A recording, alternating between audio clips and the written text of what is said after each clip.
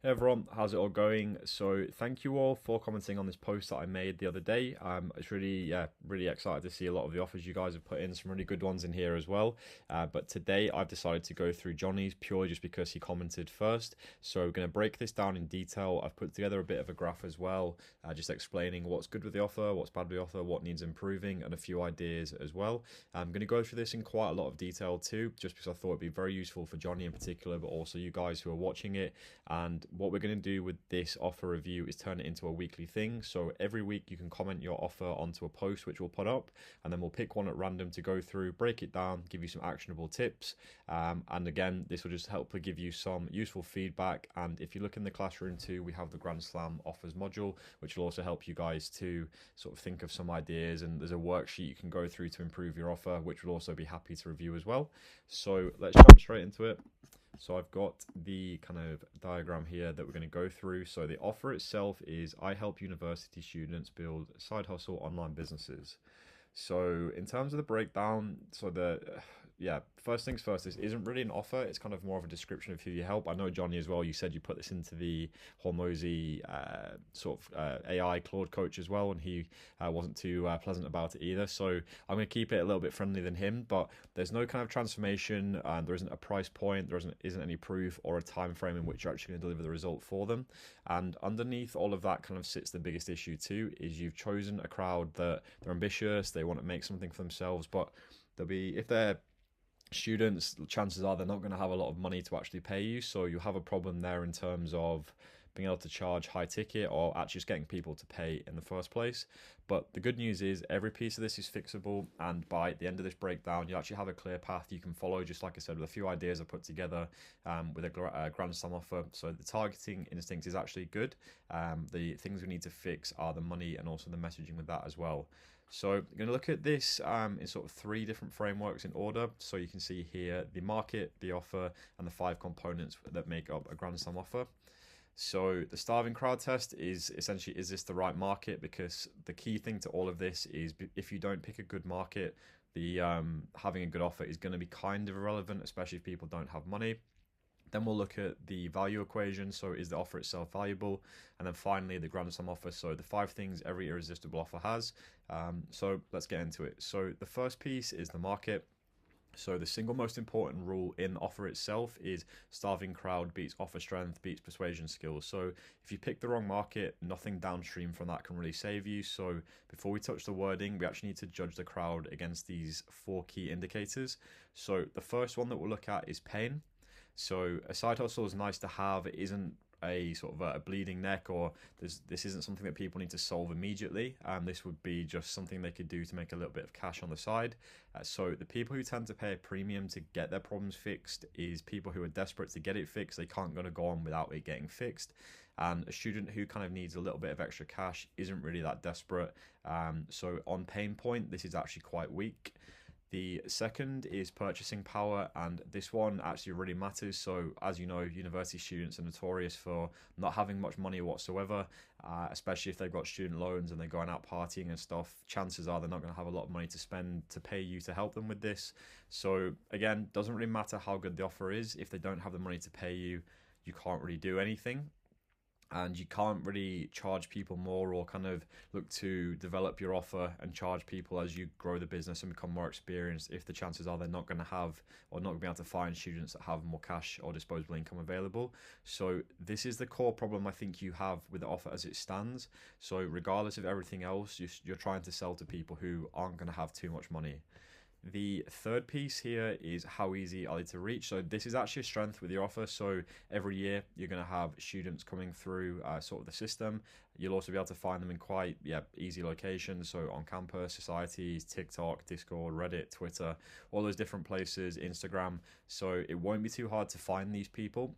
And again, having targeting that's this easy, being able to find your sort of target demographic this easily is, a lot of businesses would absolutely kill for that. So that part is actually really strong in terms of the offer. The fourth is whether the market is growing. So again, this is kind of neutral in the sense that every year you're going to have a wave of new students coming out or new students going to university who are looking to build a side hustle.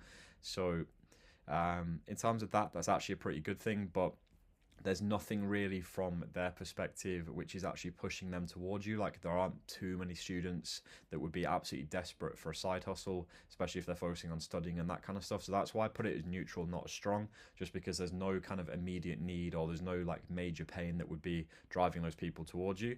So when we're looking through that first section, you have one very good strength, one neutral, and two weak. And unfortunately, the two weak ones, the pain and money, are the two that actually count the most. The headline's simple, and the market is either the first thing we can fix, or we can either work around it and look at something a little bit different. So that takes us on to part two, which is the offer itself, so the value equation. So the value equation says the value someone perceives is the dream outcome multiplied by their perceived likelihood of hitting it, divided by the time delay multiplied by the effort and sacrifice it takes. So what you're looking to do here is maximize the top, minimize the bottom, and let it run through all four. So in terms of the dream outcome, it's pretty vague. So build a side hustle online business. Like, how much money is that? Is it $100 a month? Is it $1,000? Is it enough to quit uni? It's kind of undefined, and because it's undefined, it's also unsellable, because the brain can't really desire something that it can't really visualize. It needs to be something more specific. The next thing is the perceived likelihood is effectively zero, so there's no proof, there's no testimonials, there's no mechanism or explanation of why this will work, and yeah, they've got really no reason to believe it'll actually work for them specifically, because you aren't really talking about a particular side hustle or anything like that, so it is kind of quite vague still. The next thing is the time delay. So again, undefined. So there's no like, this will be in 30 days, 90 days, 6 months. So when will they first see a result? Like, it could be day 7, it could be month 6, who knows? So the further away it feels, also the lower the value. You'll notice that quite a lot when you're speaking to people. If you do put this offer in front of them, if they don't think, oh, I'm going to start making money in the first 6 weeks, they're going to be like, oh, well, it could be 6 weeks, it could be 6 years. It's not going to be particularly compelling with them, and they're less likely to invest with you because of that. And the effort and sacrifice is high, which is kind of bad. So build a business sounds like a massive amount of work. You're asking for maximum effort from a minimum money crowd, and also a lot of these students as well will have a lot of distractions, a lot of things going on. So with that as well, that will probably put off a lot of people too if they don't have a lot of time to dedicate to this. So the honest summary of that is the offer is weak or kind of undefined on all 4 components of this. But the good news is that actually gives us 4 specific dials we can turn to kind of fix this. So part 3 is the 5 components so for your Grand Slam offer. So every offer that's like a Grand Slam offer has 5 components that's worth kind of checking it against. So the first thing that we don't have is an irresistible value proposition. Again, starving crowd, we've already touched on, is pretty weak. The premium pricing is not applicable, so you didn't really give a price for this. So again, maybe have to correct me on this, but just without the pricing, it's hard to kind of gauge in terms of that. But again, if you're charging to students, it's very unlikely you'll be able to charge kind of top dollar for this. You don't have a guarantee, which again will kind of count against you, because if students are kind of taking risk, investing whatever little money they do have, and there's no way for them to get it back if it doesn't work, again, that's another kind of friction point for you. And in terms of urgency or scarcity, again, that's missing, so there's no real reason to act now rather than later. So yeah, that's again kind of 5 out of 5, so either missing or weak, or well, the premium price is kind of not applicable just because of them being students. But yeah, I apologize, this has been quite a brutal review, but I want it to be as honest as possible just so we can actually propose a few fixes for you.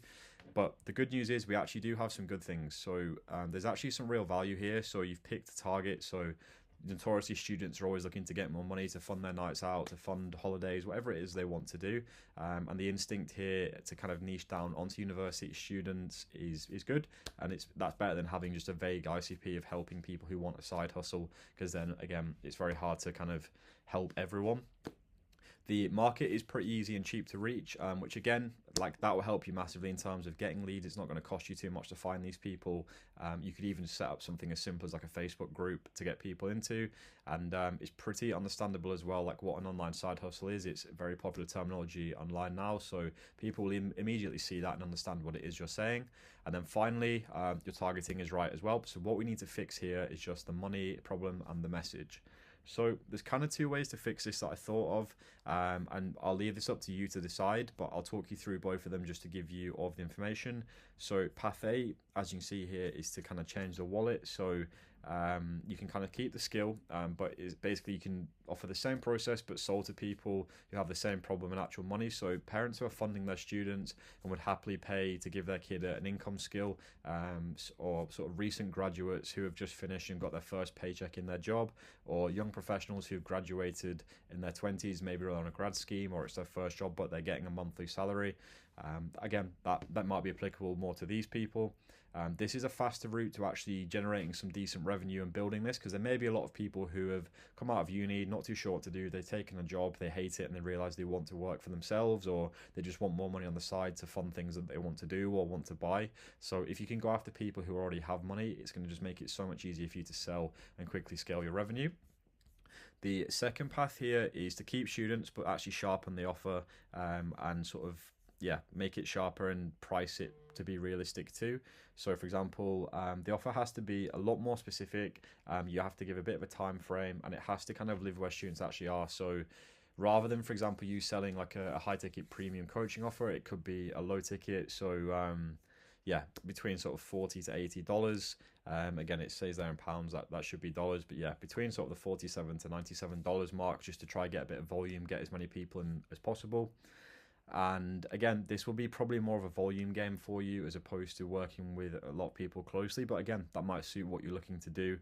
So yeah, I'd go with a lower ticket road. But again, that does come then with the complications of you need high volume, you need to keep people to stop them from churning. But I do think just with the nature of people you're targeting, high ticket is kind of off the table in that regard.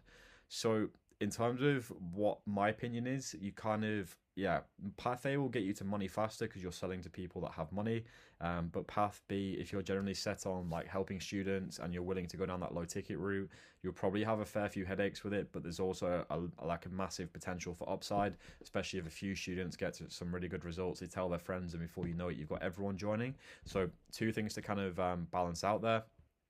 And what I've done for you finally is just a little bit of a rewrite. So the template I would recommend for this offer is I help specific person get specific dream outcome in time frame without sacrifice. So the current one that you have is I help university students build side hustle online businesses, which doesn't kind of apply to any of the brackets we've got above. So in terms of path A, the offer you could take is I help recent grads earn their first $2,000 a month online within 90 days without quitting their day job. So that's your first option. Option two is I help university students make their first $1,000 online in 30 days without spending money on ads or skipping lectures. So again, two options for you there, but in terms of what change, if you've got a specific person, a specific number, a specific time frame, and also a name sacrifice that we've removed, so then you've then got a concrete value equation, a bigger dream outcome, and also a shorter time delay with a lot less effort for them involved. So either of those two, so path A or path B here that I've kind of shown you, is a grand slam offer because it will stack on top of the core promise. You've got 2 or 3 bonuses, and I think too, if you could have a guarantee in there as well of we keep working with you for free until you hit the result, or do it in X time frame, you get your money back, and also we're only taking on X amount of people this month or this quarter. That can just help you in terms of a bit of scarcity as well. So the one thing that I would recommend doing next is essentially just to answer one question in writing.